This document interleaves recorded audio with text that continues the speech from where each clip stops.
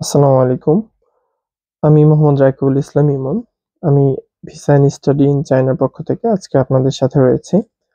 আজকে আমি আপনাদের সাথে যে বিষয়টি নিয়ে কথা বলবো সেটি হলো চায়না ভিসার জন্য আপনারা যখন ইন্টারভিউ দিতে যাবেন সরাসরি অফলাইনে তখন যে কাজগুলো একদমই করা যাবে না।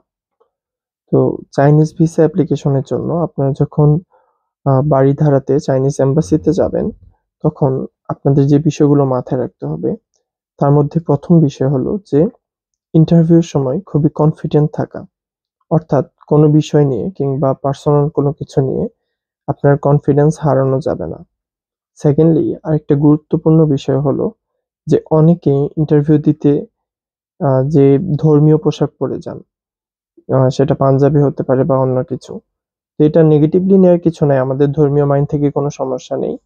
বাট চাইনিজ ভিসার ক্ষেত্রে আপনি যদি আ ধর্মীয় পোশাকটা পরে যান তাহলে এটা একটু অন্যভাবে দেখা হয়।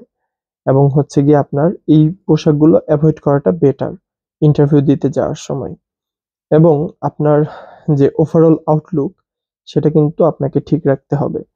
অর্থাৎ আমরা জানি যে চাইনিজরা এগুলো নিয়ে খুব বেশি মাথা ঘামে না। কিন্তু তারপরে আপনি যখন ভিসা ইন্টারভিউ দিতে যাচ্ছেন একটা এম্বাসিতে, তো ইন্টারভিউ নিবেন যে অফিসার সে কিন্তু অবশ্যই আপনার আউটলুকটা দেখবেন।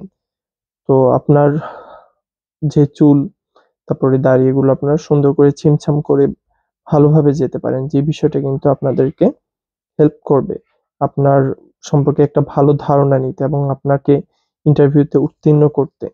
তো আপনার কিন্তু উচিত যে খুব ভালোভাবে সুন্দরভাবে যদি সম্ভব হয় ফরমাল ড্রেসে যেতে পারেন। খুবই ভালো, কোনো সমস্যা নেই।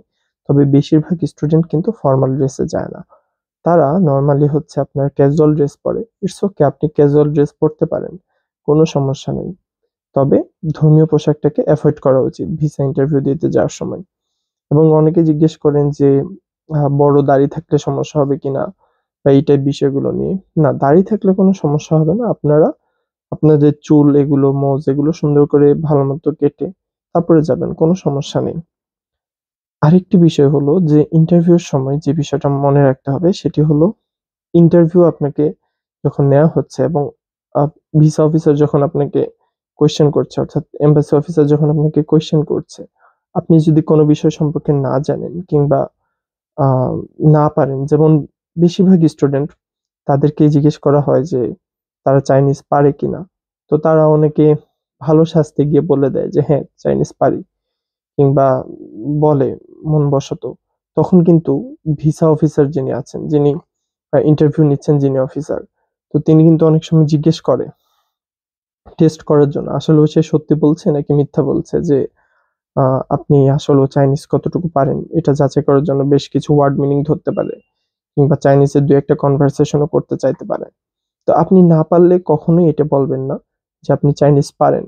যদি বিগিনার লেভেলেও কিছু শিখে থাকেন সেক্ষেত্রে আপনার বলার কোনো প্রয়োজন নেই যে আমি চাইনিজ পারি। ঠিক আছে? তো এই বিষয়গুলো কিন্তু মাথায় রাখতে হবে। এবং আপনার যদি আপনি একমাত্র ফ্লুয়েন্ট চাইনিজে বলতে পারেন বা চাইনিজ ভাষাটা অনেক পড়েছেন, আগে চায়নাতে ছিলেন এরকম, তখন আপনি সেক্ষেত্রে বলতে পারেন। তবে এটা এভয়েড করা উচিত যে I'm sorry I can't but I will learn it soon after going to China. তো এভাবে আপনি অ্যান্সারটা দিতে পারেন। কোনো সমস্যা নেই। এছাড়া আরো কিছু বিষয় রয়েছে। আপনাদের অনেক স্টুডেন্টকে তার ব্যাংক স্টেটমেন্ট সম্পর্কে জিজ্ঞেস করে, স্পন্সর সম্পর্কে, স্পন্সরের পেশা সম্পর্কে। তো এই বিষয়গুলো কিন্তু মাথায় রাখতে হবে। আপনাকে এই ইনফরমেশন গুলো জেনে রাখতে হবে যে আপনার স্পন্সর কি করে, কিভাবে এই টাকাগুলো উপার্জন হয়েছে, কিভাবে আপনি স্টেটমেন্টটা দেখিয়েছেন, সবকিছু কিন্তু আপনাকে মাথায় রাখতে হবে।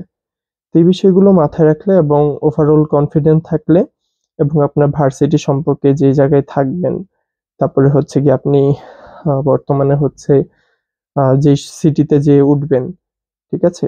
আপনার ইনটেন্টেড যে সিটি, ইনটেন্ট সিটি সেটা সম্পর্কে জানতে হবে। ভার্সিটি কোথায় অবস্থিত, কোন সিটিতে, আপনার স্কলারশিপ আছে কিনা এই বিষয়গুলো মাথায় রাখতে হবে।